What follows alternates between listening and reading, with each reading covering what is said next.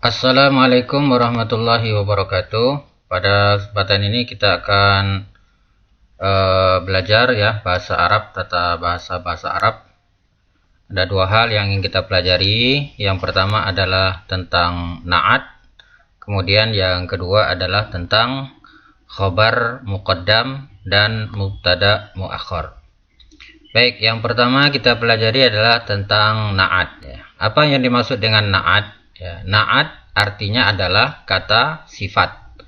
Di na'at itu kata sifat. Dalam bahasa Indonesia biasanya ditandai dengan penambahan kata yang di awalnya.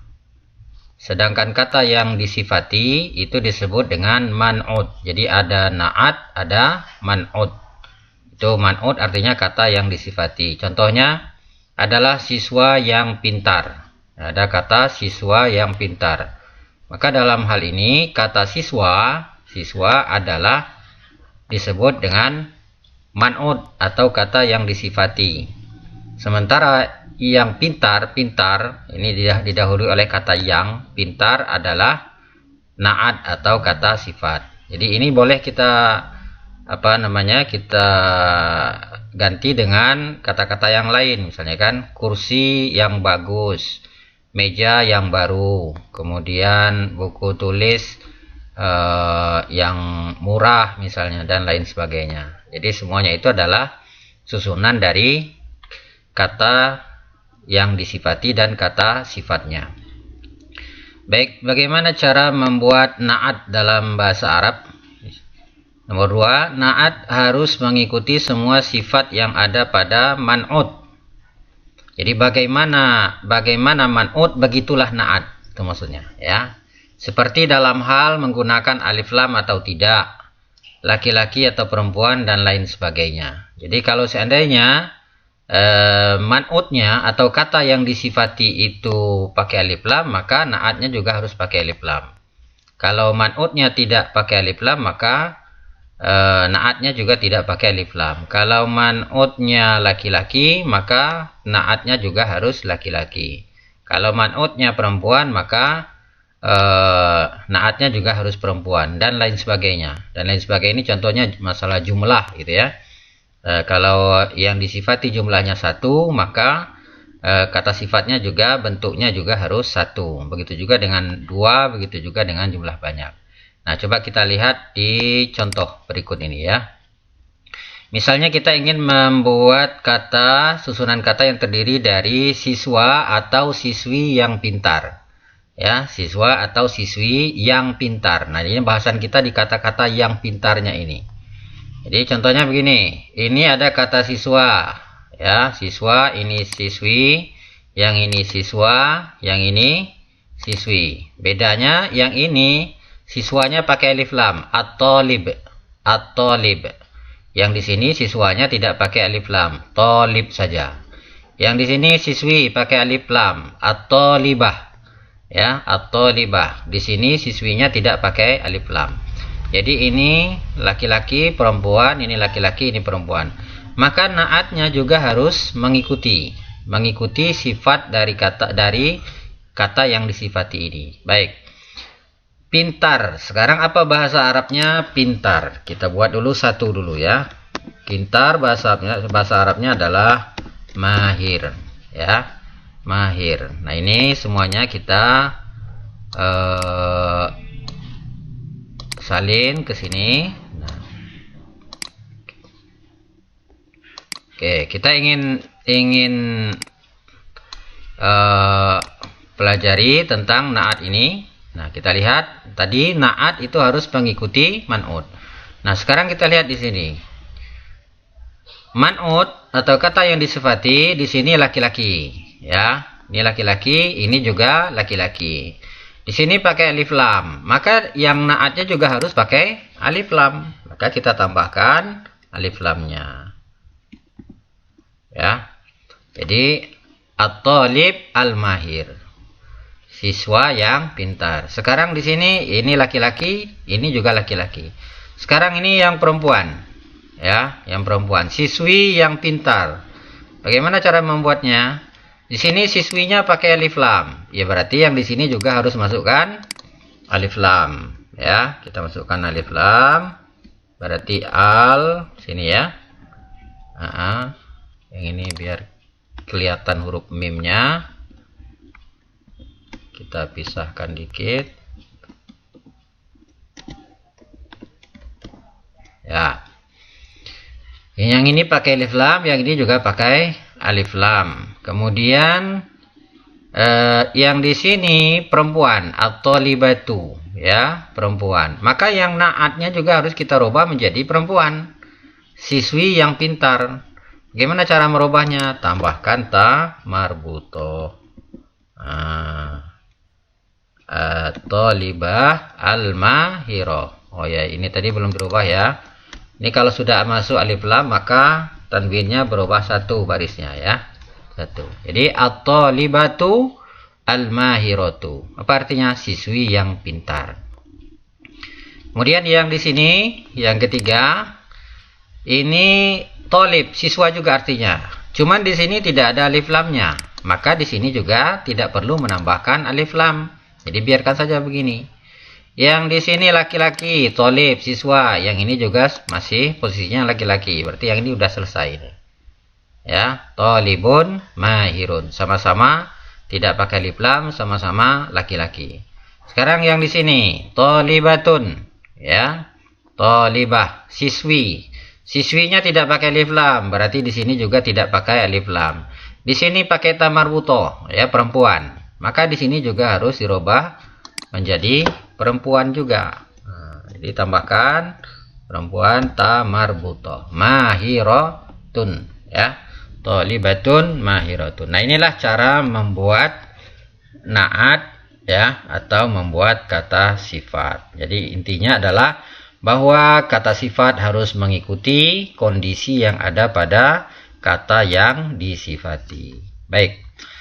Kita lanjut ke yang kedua, yaitu tentang khobar muqaddam dan mubtada muakhar. Ya, apa yang dimaksud dengan khobar muqaddam dan apa yang dimaksud dengan mubtada muakhar? Berikut ini penjelasannya. Pada dasarnya mubtada itu bahasa Indonesianya adalah subjek. Ya, pada dasarnya subjek itu terletak di awal kalimat. Tapi ada kalanya mubtada atau subjek itu diakhirkan. Jadi diletakkan setelah khobar. Posisinya adalah setelah khobar atau setelah predikat. Ya. Mubtada jenis ini disebut dengan mubtada muakhar. Ya, mubtada muakhar. Jadi mubtada yang ditaruh setelah predikat. Subjek yang ditaruh setelah predikat. Mubtada yang ditaruh setelah khobar. Itu namanya mubtada muakhar. Itu istilahnya ya. Kemudian yang kedua, pada dasarnya khobar atau predikat ya, itu terletaknya adalah setelah subjek, setelah mubtada. Tapi ada kalanya khobar itu dimajukan. Apa yang maksud dengan dimajukan itu? Ya, diletakkan sebelum mubtada. Jadi predikatnya ditaruh di depan. Ya, predikat dulu baru subjek. Seharusnya kan subjek dulu baru predikat. Yang ini enggak, predikat ditaruh di depan sebelum subjek. Nah, khobar jenis inilah yang disebut dengan khobar muqaddam. Ya, khobar muqaddam. Jadi itu yang dimaksud dengan khobar muqaddam dan mubtada muakhar. Selanjutnya, khobar yang boleh ditaruh di depan atau khobar yang boleh dimajukan atau disebut dengan khobar muqaddam itu harus khobar bentuknya syibhul jumlah. Khobar syibhul jumlah. Ya, di video yang lain sudah dijelaskan tentang apa yang dimaksud dengan khobar syibhul jumlah dan contoh-contohnya. Kalau belum jelas silahkan diikuti. Khobar syibhul jumlah adalah khobar yang terdiri dari jar, kemudian majrur, kemudian juga dzaraf, ya.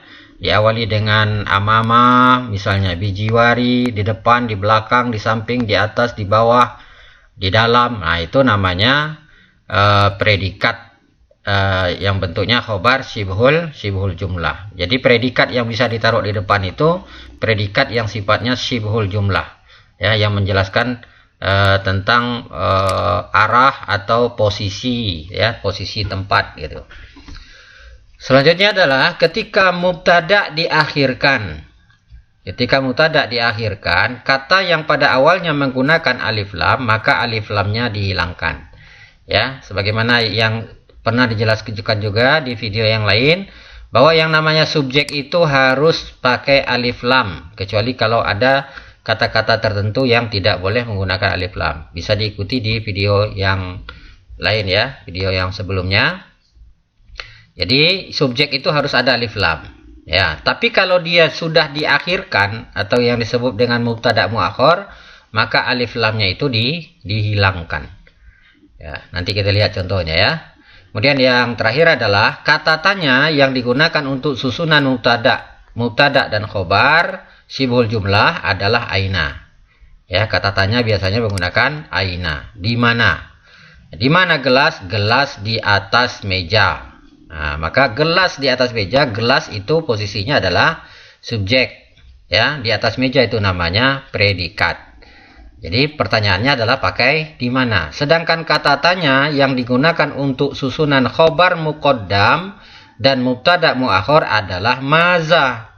Maza, apa yang. Jadi apa yang ada di atas meja? Maka jawabannya adalah di atas meja ada gelas. Nah, maka di atas mejanya itu namanya predikat khobar muqaddam, dan di gelas itu adalah subjek atau yang disebut dengan mubtada muakhar. Jadi kata tanyanya adalah maza atau apa yang.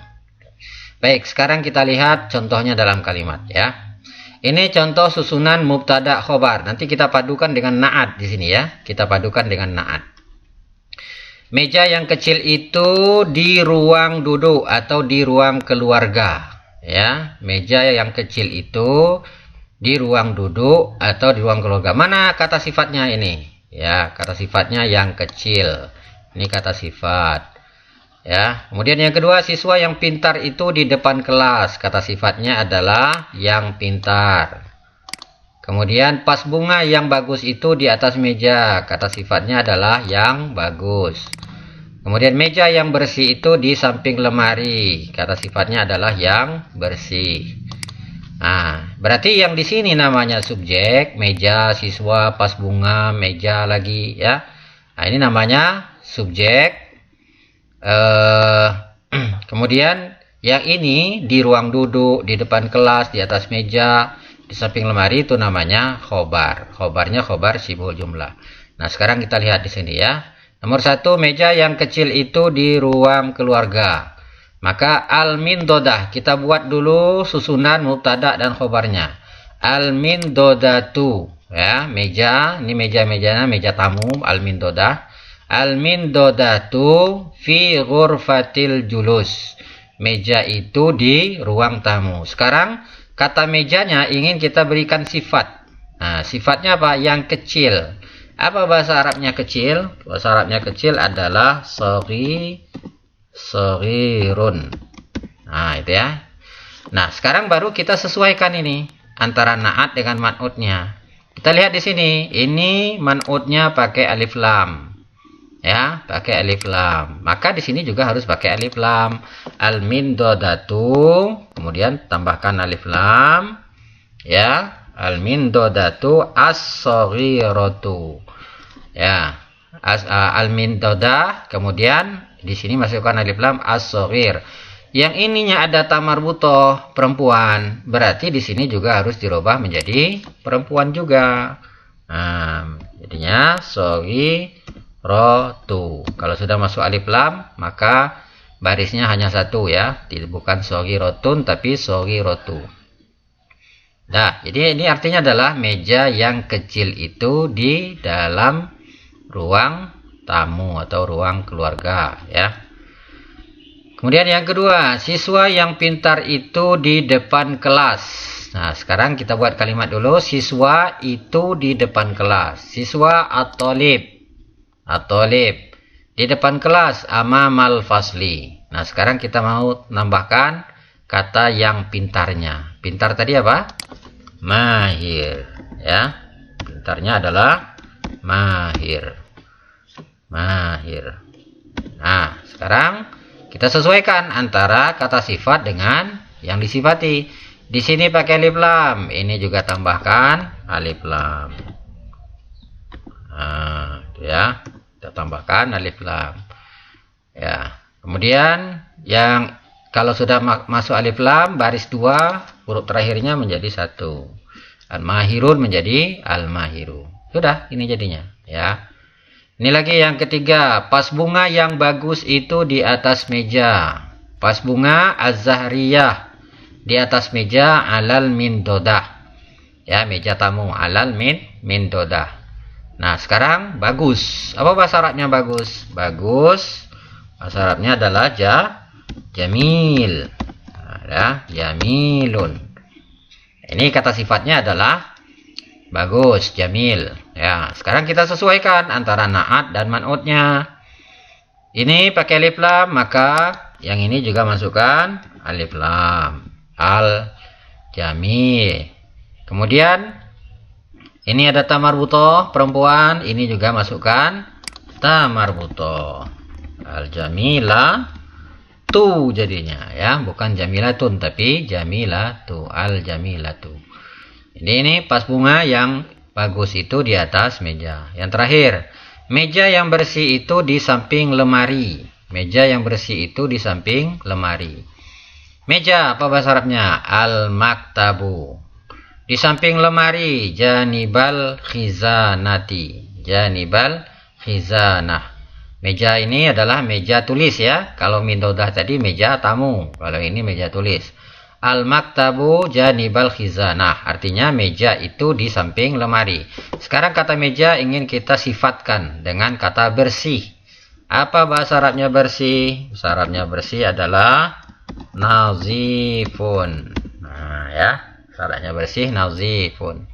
Sekarang kita sesuaikan antara na'at dan man'ut. Ini pakai alif lam. Ini juga pakai alif lam. Tambahkan al. Kemudian ini namanya alif lam syamsiah. Huruf pertamanya ditasdidkan. An-nazi. Kemudian setelah masuk alif lam, huruf terakhirnya barisnya 1. An-nazifu. Sini laki-laki, di sini juga laki-laki. Selesai. Jadi tidak perlu menambahkan tamarbutoh. Baik. Jadi pertanyaannya di sini berarti di mana meja? Nah, meja, di mana meja yang kecil itu? Meja yang kecil itu di ruang tamu. Ainal mindodah as-saghirah. Al-mindodah as-saghirah fi ghurfatil julus. Aina at-talib al-mahir? Di mana siswa yang pintar itu? At-talib al-mahir amamal fasli, dan seterusnya, ya. Baik, yang terakhir, yang contoh yang kedua adalah tentang contoh susunan khobar muqaddam dan mubtada muakhar. Tadi disebutkan bahwa khobar muqaddam itu khobar yang ditaruh di depan. Seharusnya tadi kan seperti ini di belakang. Ya. Nah, ini normalnya seperti ini. Tapi boleh dia ditaruh di depan. Kapan? Kalau dia terdiri dari khobar sibhul jumlah. Ini khobar sibhul jumlah ini, ya, menyatakan posisi, ya, di ruang keluarga, di depan kelas, di atas meja, kemudian di samping lemari. Ya.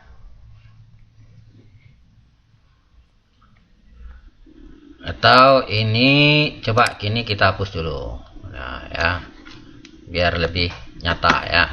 Nah, sekarang posisinya yang ini bagian khobar sibul jumlahnya sekarang sudah kita taruh di depan.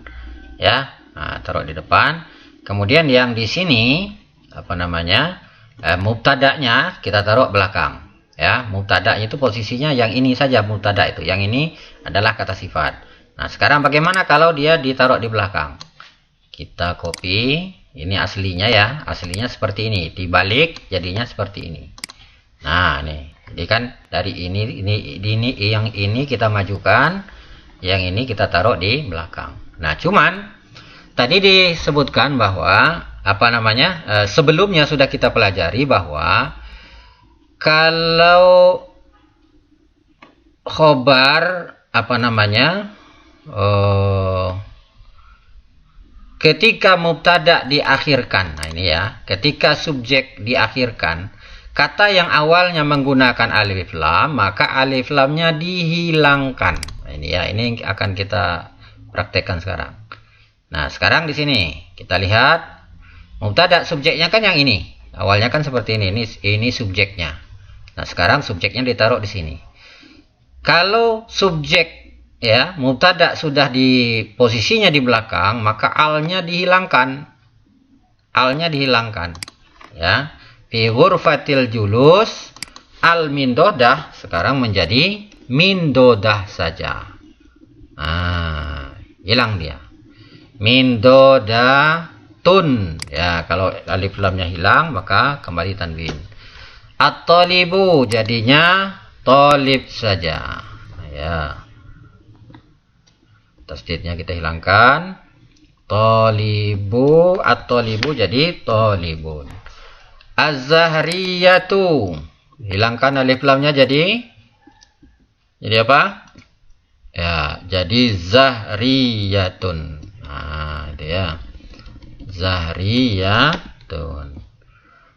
Nah, kemudian yang berikutnya al-maktabu. Rupanya jadi apa?